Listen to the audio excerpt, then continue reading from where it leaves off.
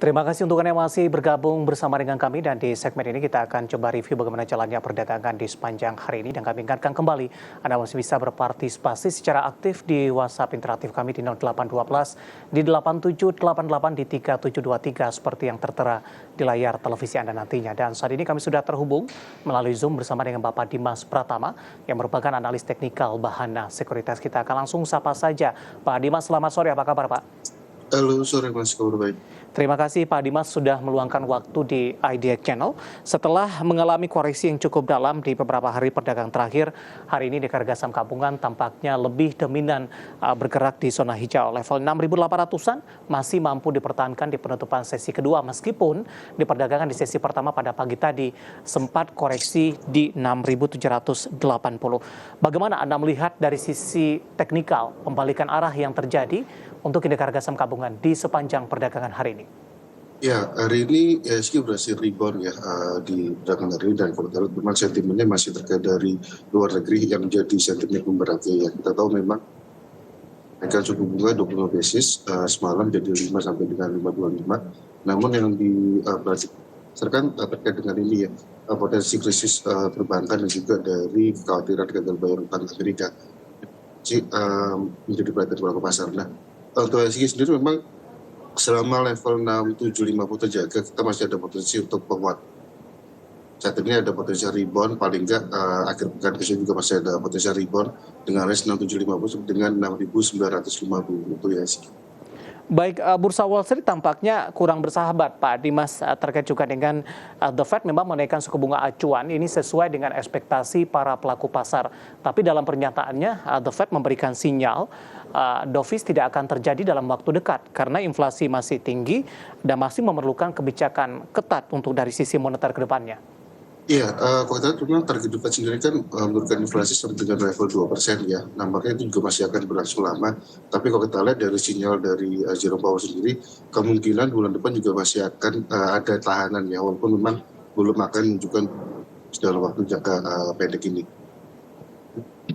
Diharapkan oleh pelaku pasar ya, karena kita tahu kenaikan suku bunga yang cukup tinggi sekali itu juga akhirnya membuat terpukul ya di perbankan Amerika sendiri, dan ada beberapa bank yang kemarin juga kolaps dan juga mengganggu untuk ini ya, kekhawatiran pelaku pasar sendiri.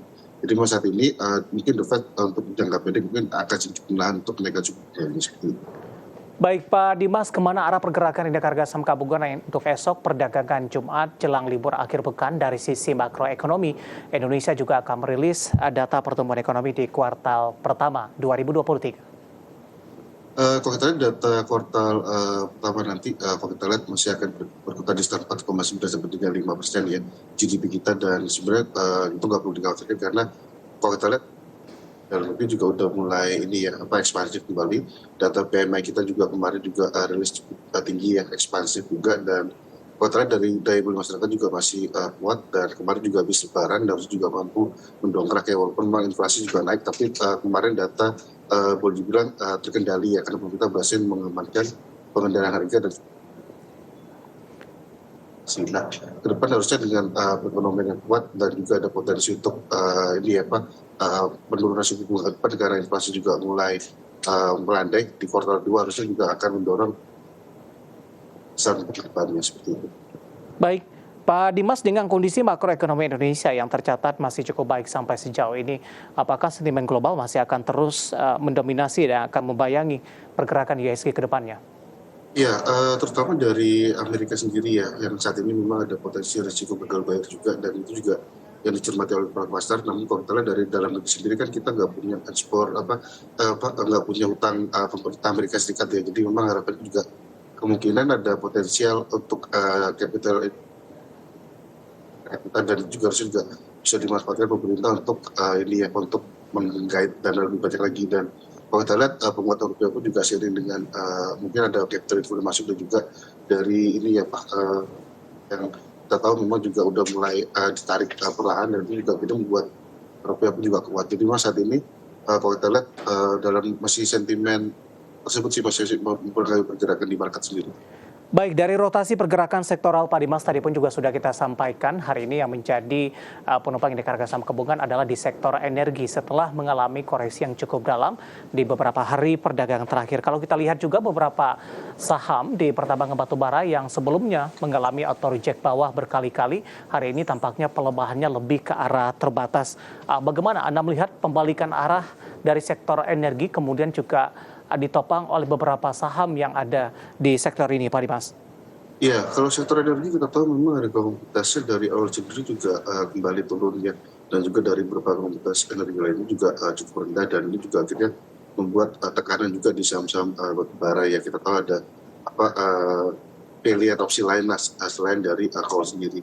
Nah, kalau kita lihat mungkin beberapa saham seperti UT dan PTBA ini juga sudah mulai terbatas ya penurunannya, jadi mungkin bisa dimanfaatkan. Mungkin kita nunggu satu candle lagi untuk konfirmasi membalikan arah, karena mereka 2-3 hari ini terjadi open gap, dan itu juga boleh dibilang memang saat ini sudah mendekati area bottoming, dan kita mungkin butuh satu konfirmasi candle lagi untuk saham-saham energi. Jadi memang agak relatif baik sih Mas untuk saham-saham energi sendiri. Oke, kita akan coba bahas secara lebih detail Pak Dimas, terutama dari sisi teknikal.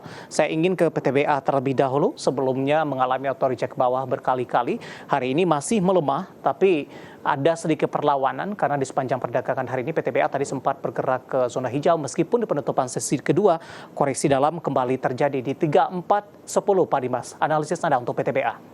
Ya, PTBA gagal mempertahankan level 3590 ya, itu akhirnya juga membuat masih ada potensi penurunan lagi, namun sifatnya sudah mulai terbatas. Kita butuh satu konfirmasi lagi, apakah nanti di level 3.400 atau 3.300 ini harusnya sudah ada pantulan-pantulan ya, karena kalau kita lihat penurunan dari level 4.200-an yang sempat tertingginya itu di tanggal 28 April, kemarin kan closing di sekitar 4140 ya, di penutupan 28 April, dan akhirnya sampai hari ini pun juga tertekan cukup dalam, dan itu juga boleh diperhatikan ya, antara level 34 atau 33 itu harus ada pantulan. Kalau itu terjadi mungkin akan testing dulu ke sekitar 3590 sampai dengan 3600. Jadi selama belum closing di atas 3590 atau 36 mungkin masih akan terjadi konsolidasi dulu di area bawah. Rekomendasi untuk cicil beli di level berapa Pak Dimas, atau untuk kondisi saat ini dengan potensi pelemahan yang masih ada untuk PTBA lebih ke arah wait and see terlebih dahulu? Kalau untuk saat ini mungkin bisa perhatikan level antara 3.400 sampai dengan 3.300 ya. Kita nggak tahu, antara resiko harusnya ada pantulan. Kalau itu terjadi kita tunggu satu konfirmasi candle lagi mungkin besok ya. Kalau di level tersebut ada pantulan, mungkin bisa pertimbangkan masuk. Targetnya 3.590 sampai dengan 3.600 dulu untuk testing PTBA. Baik, dari PTBA kita bergeser ke UNTR, Pak Dimas. UNTR sudah mengalami koreksi yang cukup dalam, auto reject bawah juga berkali-kali pasca ex-dead dividend beberapa waktu yang lalu, dan hari ini masih bergerak di zona merah, tapi pelemahan sudah mulai terbatas, 2,10% dan ditutup di level 24.500 di sesi kedua hari ini. Bagaimana Anda melihat, apakah pola dan strateginya juga sama dengan PTBA untuk UT? Ya, UT memang boleh dibilang ini ada trap ya, ketika dia sempat tertingginya itu di tanggal 12 April, itu sempat high-nya di level 31.700, itu memang ada potensi trap ya di level 31 ribuan itu, dan akhirnya terjadi guyuran yang cukup kencang sekali sampai saat ini di level 24.500. Itu untuk UT sendiri mungkin bisa balik test di sekitar 23.500, itu untuk level entry. Level 23.500 ada pantulan.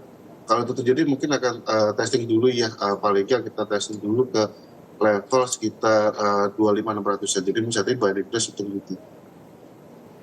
Baik, rekomendasi dari beberapa saham di energi, terutama dari pertambangan batubara dan turunannya, ada PTBA dan UT yang beberapa hari ini membebani dari indeks harga saham gabungan dan juga dari sektor energi, dan hari ini pelemahannya sudah mulai terbatas, dan lagi-lagi keputusan investasi tetap ada di tangan para investor dan trader pasar modal Indonesia.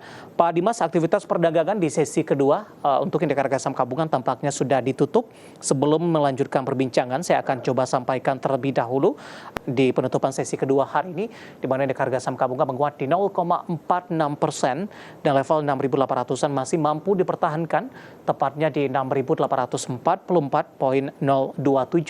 Level penutupan di 6.844 tidak berbeda jauh dengan level tertinggi yang dicapai oleh indeks harga saham gabungan di sepanjang perdagangan hari ini, di mana tadi tepatnya di 6.846,124. Dibuka di sesi pertama pada pagi tadi di 6.812,722. Pasca pembukaan di sesi pertama, indeks harga saham gabungan sempat mengalami koreksi yang cukup dalam dan menyentuh ke level terlemahnya di sepanjang perdagangan hari ini di 6.780,087. Dari update penutupan indeks harga saham gabungan berikutnya, kami akan coba sampaikan beberapa data perdagangan lainnya yang berhasil dihimpun oleh tim redaksi kami. Kita akan coba lihat update dari penutupan beberapa indeks lainnya, pemirsa. Dapat Anda saksikan juga di layar televisi Anda. Yang pertama ada MNC 36 mengalami penguatan tipis di 0,03% dan ditutup di level 364,590. Jakarta Islamic Index mengalami pelemahan tipis di 0,07% dan berada di level 559,372. Sementara LQ45 yang menjadi penopang indeks harga saham gabungan hari ini ditutup di zona hijau seiring juga dengan penguatan IHSG menguat di 0,49% dan ditutup di level 952,279. Selanjutnya kita akan coba lihat bagaimana rotasi pergerakan sektoral di penutupan sesi kedua hari ini, di mana teknologi memimpin penguatan di 1,38%, kemudian sektor infrastruktur mengalami penguatan di 1,29%. Energi hari ini di sesi kedua tertekan di 0,79%, namun kalau kita bandingkan dengan kontribusi pelemahan sektor energi di perdagangan hari sebelumnya yang sempat menguat di atas 3%, hari ini melemah di 0,79%. Sementara pemberat indeks harga saham gabungan hari ini atau penahan laju penguatan IHSG juga dikontribusi oleh keuangan, di mana beberapa saham perbankan big cap masih tertekan secara keseluruhan dari sisi sektor melemah di 0,14%. Kita akan coba lihat saham-saham yang mengalami penguatan signifikan, pemirsa, yang menjadi penopang indeks harga saham gabungan di penutupan sesi kedua hari ini. Dari perbankan big cap ada BBRI di 5.150 di posisi penutupan. BBCA juga menguat dan ditutup di level 9.000. Kemudian dari teknologi yang hari ini tampaknya menjadi penopang indeks harga saham gabungan ditutup menguat di 109. Kalau kita bandingkan dengan posisi dari perdagangan sebelumnya, Gotoh tidak bergerak terlalu signifikan. Hari ini ditutup di level 109. Nanti kita akan coba singgung bagaimana potensi Gotoh, posisi cicil beli, dan arah penguatan Gotoh kembali ke atas 120-an. Sementara untuk top gainers terakhir ada Hill menguat di level 3.430.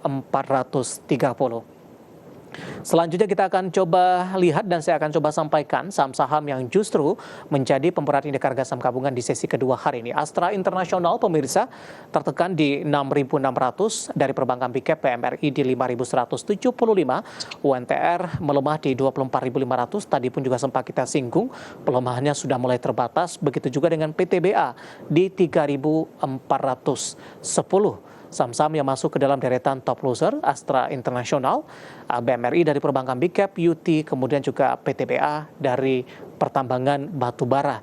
Nah, itu dia beberapa data yang berhasil dihimpun oleh tim redaksi kami dan semoga bisa menjadi referensi untuk Anda, terutama dalam menghadapi perdagangan esok hari jelang libur akhir pekan. Kita lanjutkan kembali perbincangan bersama dengan Bapak Dimas Pratama, analis teknikal Bahana Sekuritas. Pak Dimas, dari update pergerakan rotasi sektoral tadi, teknologi hari ini tampaknya memimpin penguatan, ada Gotoh di sana. Sebelumnya range pergerakan saham Gotoh tidak terlalu signifikan, Pak Dimas, pasca menembus kembali di atas level 100-an. Hari ini Gotoh ditutup di level 109. Bagaimana analisis Anda dengan penguatan yang terjadi di 9,00% esok hari, peluang profit taking atau penguatan masih akan terus berlanjut untuk Gotoh? Oke, Gotoh hari ini closing di 109 ya, nampaknya kemungkinan ada profit taking sedikit. Jadi jika ada koreksi, teman-teman bisa memanfaatkan buyback di sekitar 104, 102 itu untuk level akumulasi kembali karena kedepannya masih ada potensi upside yang cukup menarik. Apabila dia berhasil break closing di atas 110, ada potensi penguatan ke 132 untuk Gotoh. Masih cukup lebar Pak Dinas ke 132. Iya. Ini targetnya sampai kapan Pak?